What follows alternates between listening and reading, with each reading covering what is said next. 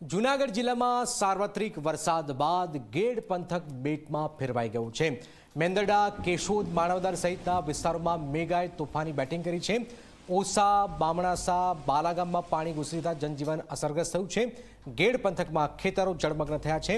સરકારે ગેડ પંથક માટે ગ્રાન્ટ તો મંજૂર કરી પણ પરિસ્થિતિ જેસે થે છે। ગેડની નદીઓ ઊંડી કરવા સરકારને રજૂઆત કરાઈ છે, પણ હાલમાં જે ધોધમાર વરસાદ વરસે દર વર્ષે અહીંયા આ સ્થિતિ સર્જાય છે। ગયા વર્ષે પણ આ સ્થિતિ હતી, આ વખતે પણ આ સ્થિતિ છે। જૂનાગઢમાં ગેડની નદીઓ ઊંડી કરવા સરકારની રજૂઆત થઈ છે। આપ જોઈ રહ્યા છો, જ્યાં સુધી નજર કરશો ત્યાં પાણી જ પાણી છે જૂનાગઢનો આ ગેડ વિસ્તાર। જૂનાગઢ જિલ્લામાં સતત પડેલા વરસાદને કારણે ગેડ વિસ્તાર આખો પાણીની અંદર તરબોળ છે તે થઈ ચૂક્યો છે અને જળબંબાકાર જેવી પરિસ્થિતિનું નિર્માણ છે તે થયું છે। અત્યારે G24 કલાકની ટીમ ઓસા ખાતે પહોંચી છે અને અહીં જે સ્થાનિક લોકો છે કે તેઓ ટ્રેક્ટર અને જેસીબી મારફતે અમને તેડી અને અહીં પહોંચાડ્યા છે। ખાસ આ વિસ્તારના જે સ્થાનિક લોકો છે કે તેઓ શું માની રહ્યા છે, દર વર્ષે આ જ પ્રકારની પરિસ્થિતિ હોય છે, જ્યાં જુઓ ત્યાં પાણી જ છે તે જોવા મળતું હોય છે। ખાસ કરીને પોરબંદર, ગીર સોમનાથ અને જૂનાગઢ જિલ્લાની અંદર અતિ ભારે વરસાદ છે તે વરસ્યો હતો ને તેને કારણે અલગ અલગ જે નદી છે તેની અંદર પૂરનું નિર્માણ છે તે થયું હતું। આપણી સાથે સ્થાનિક લોકો છે, શું કહેશો, કઈ રીતની પરિસ્થિતિ હતી, કઈ રીતના આખી રાત કાઢી અને અત્યારે કેવું પાણી જોવા મળ્યું? સાહેબ, અમારે પરિસ્થિતિ તો આ વખતે બહુ ખરાબ હતી। હજી તો 4-4 ફૂટ જેવા પાણી ઉતરી ગયા છે।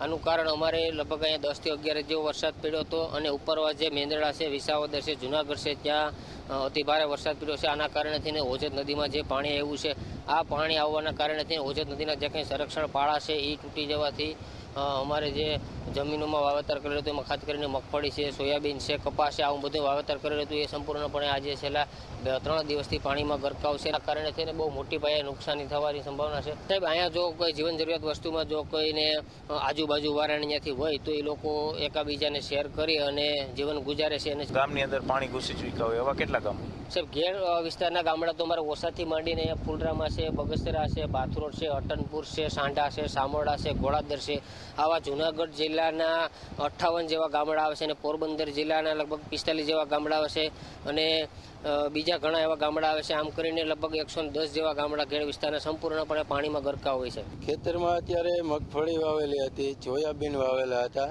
પણ તેઓ આ 24 કલાકથી વરસાદ પડ્યો અને પાણી જે ઓજત નદીના ઓલા 3-4 જગ્યાએ તૂટી ગયા છે ને અમારે માંગરોળ તાલુકાના ઓછા ગામે, તેના કારણે મગફળી છે તેની માથે ધૂળ ફરી વળી છે। અત્યારે મગફળી આપણે ખેતરમાં જઈએ ને ગોતીએ ને તો મળે એમ નથી, કે માથે ધૂળ ફરી, પારા તૂટ્યા, તેની ધૂળ આખી આજુબાજુના ખેતરોની સડી ગઈ છે, ધૂળ જ નીકળી દેખાય છે। મગફળી જોવા મળતી નથી, સોયાબીન ક્યાંય જોવા મળતું નથી। અધિકારીઓ છે એ ગામ લોકોને મળી અને બેસી અને જે કંઈ અમારે જ્યાં જ્યાં નિશાળવાળો વિસ્તાર છે ત્યાં ફૂલિયા બનાવવામાં આવે છે। અમારે જે અહીંયાથી ઓજત નદી સાહેબ નીકળે છે, એ જૂનાગઢ તમે ઓજત નદીની પહોળાઈ જો ને તો મારા અંદાજ પ્રમાણે 100 મીટર આસપાસ છે। એ નદીની પહોળાઈ અહીંયા આવતા 30 મીટરની અંદર જઈ જાય છે।